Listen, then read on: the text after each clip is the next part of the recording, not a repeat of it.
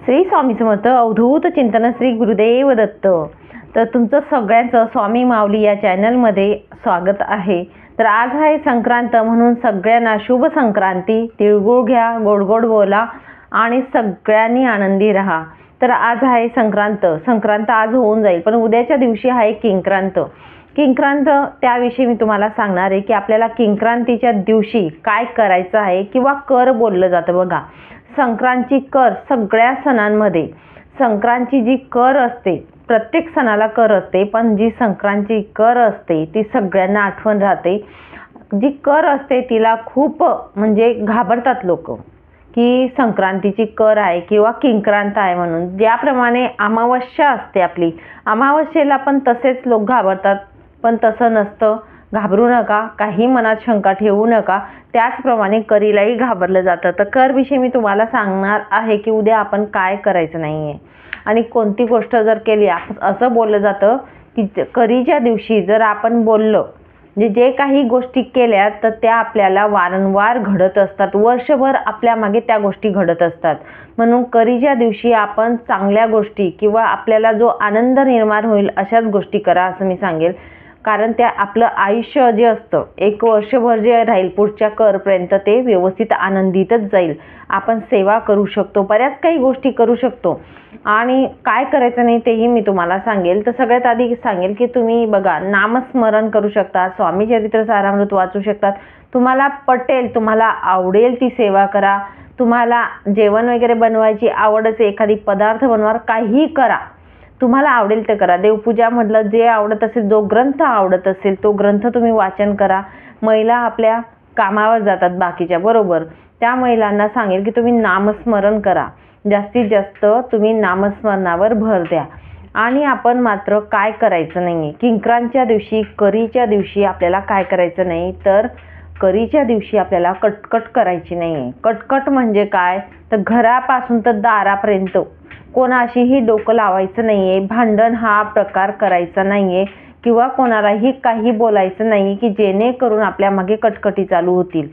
हे तुम्हाला उद्याच्या दिवशी करायचंय. उद्याच्या दिवशी कोणी कितीही भांडायला तयार असेल, समोरचा शिव्या देऊ द्या, तुम्हाला काही बोलू द्या, त्यांना म्हणजे रिप्लायच द्यायचा नाहीये. तुम्ही शांत राहायचा प्रयत्न करायचा आहे. उद्याचा दिवस एवढं एक करायचंय तुम्हाला. तुम्ही ऑफिस असणार, जॉबवाले असणार, तर तिथे पण बघा, आपले सिनियर जे असतात ते रागवत असतात, बोलत असतात, ऐकून घ्या. ऐकल्याने काही फरक पडत नाही. एक दिवस तुम्ही ऐकू शकतात, ऐकून घ्यायचं. नाही ऐकलं जात तर आपलं नामस्मरण चालू ठेवा मनातल्या मनात, पण तुम्ही रिप्लाय देऊ नका, कटकटी घालू नका, त्यांच्या नांदी लागू नका, एवढं मी सांगेल.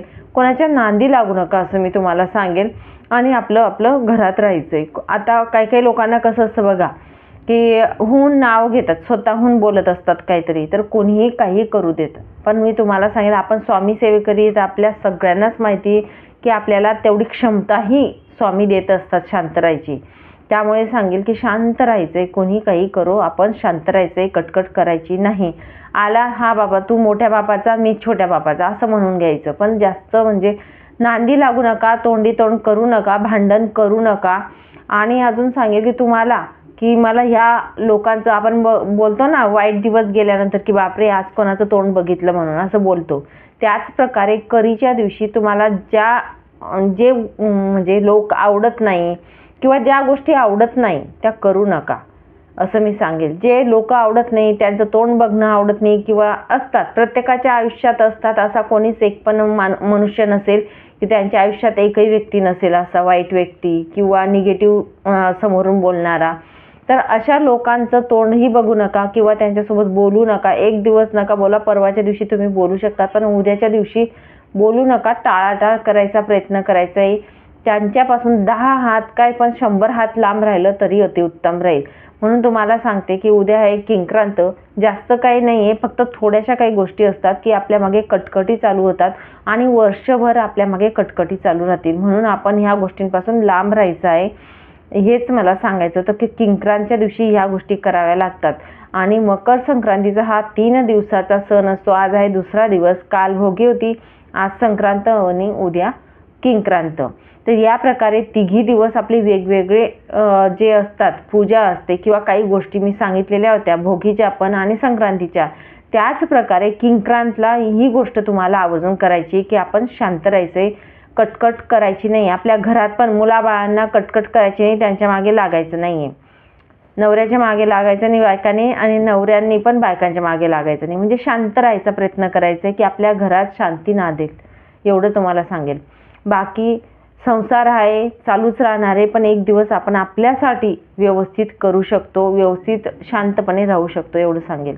चला मग सांगितलेली सेवा जी ती महाराजांच्या चरणी अर्पण करते आणि इथेच विराम घेते. नंतर अजून भेटेल पुढच्या व्हिडिओमध्ये नवीन माहितीसोबत, नवीन विषयासोबत. तोपर्यंत श्री स्वामी समर्थ. अवधूत चिंतन श्री गुरुदेव दत्त. व्हिडिओ आवडला असेल तर लाईक करा, शेअर करा आणि सबस्क्राईब करा, जेणेकरून येणारा प्रत्येक व्हिडिओ हा तुमच्यापर्यंत येईल. म्हणून सबस्क्राईब करायला विसरू नका.